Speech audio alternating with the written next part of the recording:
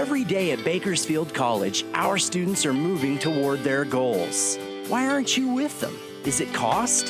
Family obligation? Maybe you don't feel prepared for college life. The good news is we're prepared to help you. You have yet to realize how much help and support is waiting for you at Bakersfield College. Learn more now on EquityTV.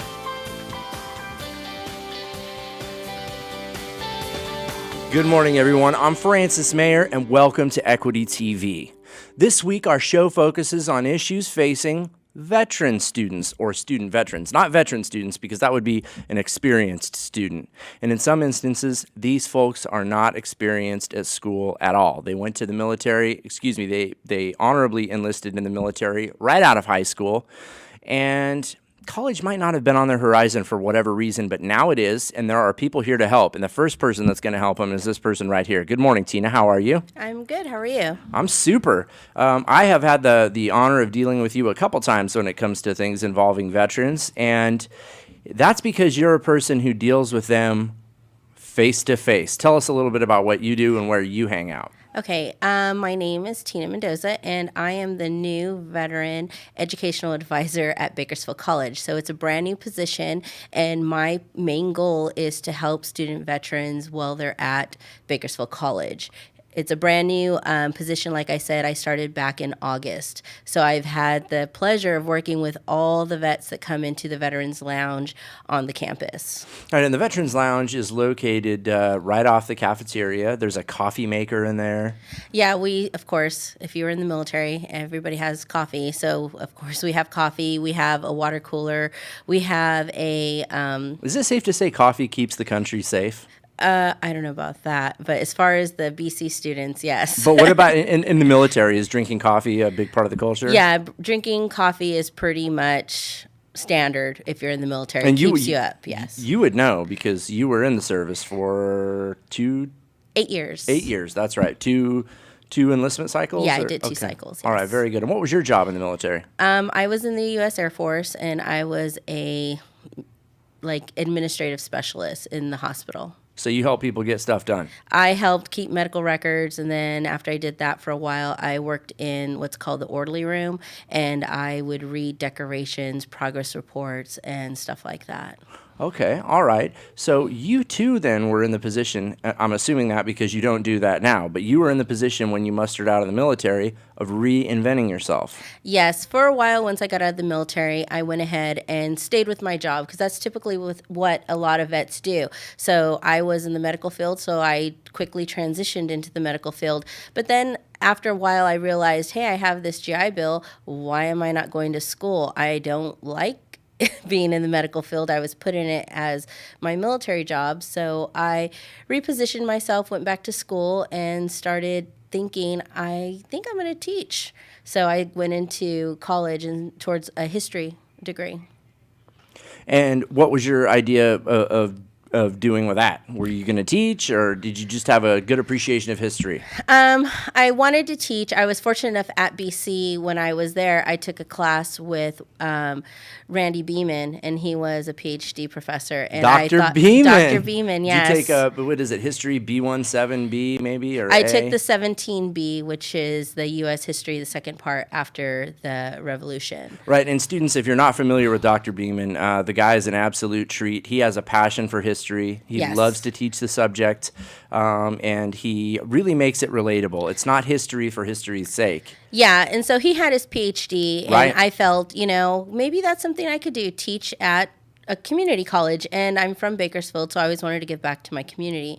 And so what I did was I followed that dream of finishing my degree, and while I was finishing my degree, I was fortunate enough to work study. So when I was doing my work study position, it was through the VA. So I was a VA work study, and that taught me all of the information that I'm now using in my current job. Okay, so you not only have advice to give people, but you lived this. You did this. Yes. You took advantage of the Veterans Program. Mm-hmm. This is the first time I've heard of VA work study. And we've already done one episode, Equity TV. And for students that don't realize that, they can go to YouTube right now and search for Bakersfield College Equity TV, and they will see the prior episode that we did with some other folks that help out veterans. So you have navigated these waters. You got a bachelor's degree. You have 2 masters? Yeah, I have 2 masters. And you are just really well prepared to help students. So how does that situation unfold? Like, I know I sent a veteran your way. Well, let's take him, for example. What happened to him when I told him, why don't you head up to the Veterans Lounge and get with Tina?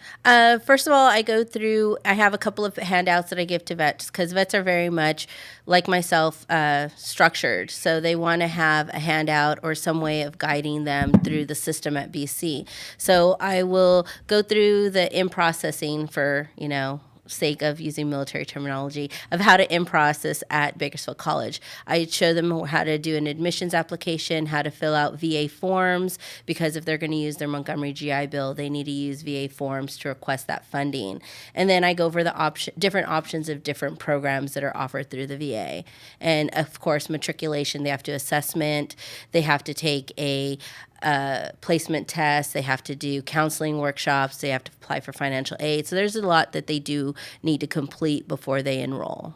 So where did you get your degrees from, real quick? I want to backtrack for a second. It'll make sense shortly. Okay. But where did you get your degrees from? I got an associate's from Bakersfield College, and Okay. then I got a bachelor's from the University of Arizona in Tucson, and then I picked up a master's at the University of Arizona in Tucson, and then I got another master's at UC Riverside. Okay, so you are very much a product of bricks and mortars institutions. You went to schools. Do you feel like that was a benefit over going to online schools? And the reason I ask is because we had a gentleman from the Vet Center on who told us that you get a bigger living stipend for going to University of Phoenix. But what he's experienced is that degree doesn't hold the same water as one that, like you have. Yeah, I would agree with that, job-wise, after you finish your degrees, they do value degrees more from public institutions than private institutions when you're paying for that. That's Yeah. a better distinction to make because we have a wide variety of online courses available. Yes. It's not that quality of education. It's whether it's a public institution. Yes. Because our professors and people like you are not here to get rich. They are here to enrich lives and help people. Yeah, and of course, I think Bakersfield College is a great example of giving back to the community. Like myself, a lot of the faculty members, a lot of the staff come back to Bakersfield. They're originally from Bakersfield. And, it's kind of a family at Bakersfield College. I like the fact that I can see my students at work, and then, you never know who you're going to bump into when you're across town or at one of the games or something. So it's a small town, Bakersfield. It is. I mean, for having, over 350,000 people, I think just in Metro Bakersfield, and then I think there's close to 1 million in Kern County, it does feel like a small town. It's not an easy one to get lost in. You have an incredible cast of characters at the Vet Center. It makes me wish I was a veteran. You got Cowboy Curtis, you have Wesley. It's just a fun group of guys down there. I feel like half the time I stop by the Vet Center, someone's playing the guitar, someone's having lunch, somebody might have their kid up there. Which goes to the space. If we could get a larger lounge, that would be awesome. Because since I've started at Bakersfield College and the popularity of the lounge has become more focused, We have more veterans, don't we we? have a lot more vets that are self-identifying. And I would say on an average, I have around 30 vets that walk through my door, if not just to say hi or to come meet with me for an appointment. I have vets that come in and hang out. We're starting new study groups for our students. So on Fridays, the lounge will be specifically for study area. It's going to be called a study hall. So that's something new so that we can get our vets through the system. BC should be a stepping stone. They should be here for their 2 years, learn how to use their GI Bill, and then go on to a 4-year institution or go on to work. Or go on to our 4-year program in applied technology. Yes. But aside from that, yes, you're right. They do need to move on and make the most of their lives and make the most of their GI Bill. Yeah, because the GI Bill is limited. Normally, on average, it's around 36 months of benefits. So once you've exhausted that, depending on what type of veteran you are, you can go on, like previously we talked about vocational rehabilitation, which is Chapter 31. You can have access to that, but you have to be at least 20% disabled. So not all vets have that opportunity. So 36 months is the focus for getting them out. But also at BC, we also have the BOG. So sometimes it's better for vets to save their money and save their GI Bill and utilize the BOG and then use their GI Bill for when they go to a 4-year institution. They might be able to pick up a bachelor's and a master's by just utilizing those 36 months. See, that is the kind of information I always glean from you, and I always overhear when I stop by the vet center. It's like you're looking side to side and then saying, okay, here's how you really do it.